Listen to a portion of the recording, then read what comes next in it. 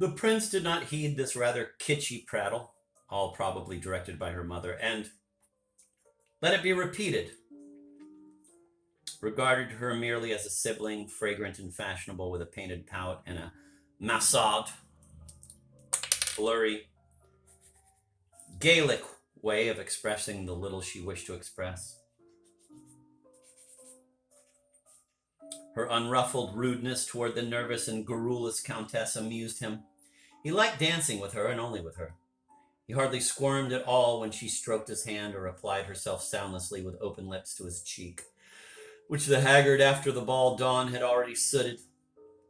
She did not seem to mind when he abandoned her for manlier pleasures, and she met him again in the dark of a car or in the half-glow of a cabaret with the subdued and ambiguous smile of a kissing cousin. The 40 days between Queen Blinda's death and his coronation was perhaps the most trying stretch of time in his life. He had had no love for his mother, and the hopeless and helpless remorse he now felt degenerated into a sickly physical fear of her phantom.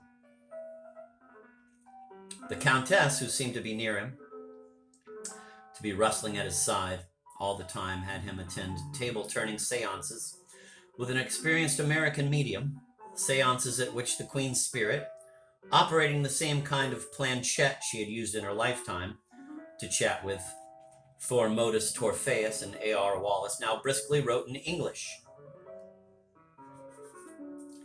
Quote, Charles, take, cherish, love, flower, flower, flower, end of quote. An old psychiatrist is so thoroughly bribed by the Countess as to look, even on the outside, like a putrid pear, assuring him that his vices had subconsciously killed his mother and would continue to kill her in him if he did not renounce sodomy. A palace intrigue and a spectral spider that entangles you. A palace intrigue is a spectral spider that entangles you more nastily at every desperate jerk you try. Our prince was young, inexperienced, and half frenzied with insomnia. He hardly struggled at all. The countess spent a fortune on buying his Kammergrum, groom of the chamber, his bodyguard, and even the greater part of the court chamberlain. She took to sleeping in a small antechamber next to his bachelor bedroom, a splendid, spacious, circular apartment at the top of the high and massive southwest tower.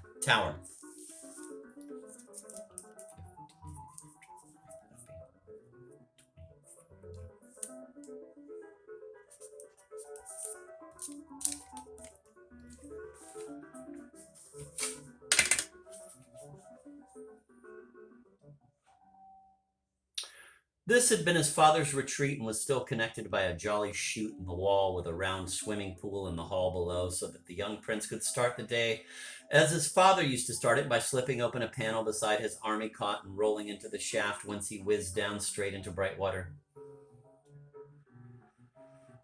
For other needs than sleep, Charles Xavier had installed in the middle of the Persian rug-covered floor a so-called patifolia. That is, a huge, oval, luxuriously flounced, swan's down pillow the size of a triple bed.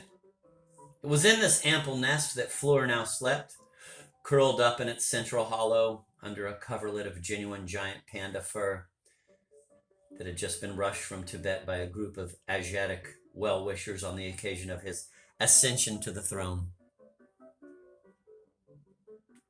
The antechamber, where the Countess was ensconced, had its own inner staircase and bathroom, but also communicated by means of a sliding door with the West Gallery. I do not know what advice or command her mother had given Flora, but the little thing proved a poor seducer.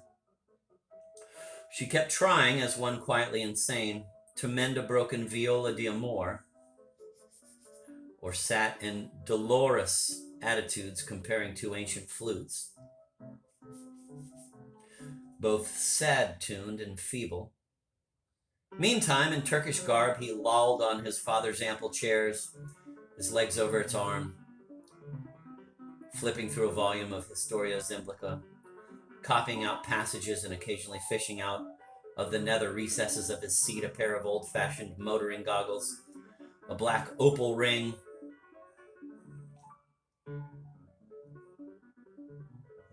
a ball of silver chocolate wrapping,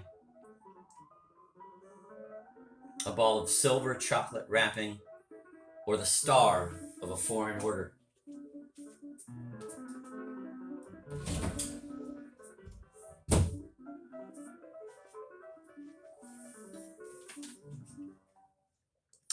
It was warm in the evening sun. She wore on the second day of their ridiculous cohabitation nothing except a kind of buttonless and sleeveless pajama top. The sight of her 4 bare limbs and 3 mouse pits, Zemblin anatomy, irritated him. 3 mouse pits. And while pacing about and pondering his coronation speech, he would toss towards her, without looking, her shorts or a terry cloth robe. Sometimes, upon returning to the comfortable old chair, he would find her in it, contemplating sorrowfully the picture of a Bogtur, ancient warrior, in the history book. He would sweep her out of his chair, his eyes still on his writing pad, and stretching herself, she would move over to the window seat and its dusty sunbeam.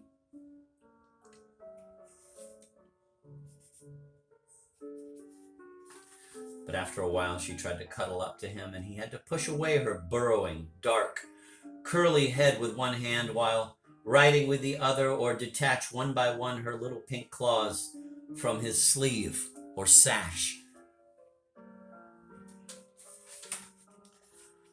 Her presence at night did not kill insomnia, but at least kept at bay the strong ghost of Queen Blinda.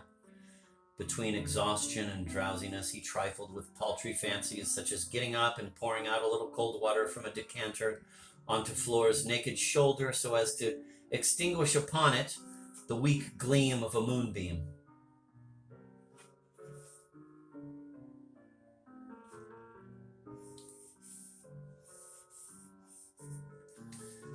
Stentoriously, the Countess snored in her lair. And beyond the vestibule of his vigil, here he began falling asleep. In the dark, cold gallery, lying all over the painted marble and piled 3 or 4 feet deep against the locked door. Some dozing, some whimpering, were his new boy pages. A whole mountain of gift boys from Troth and Tuscany and Albano land.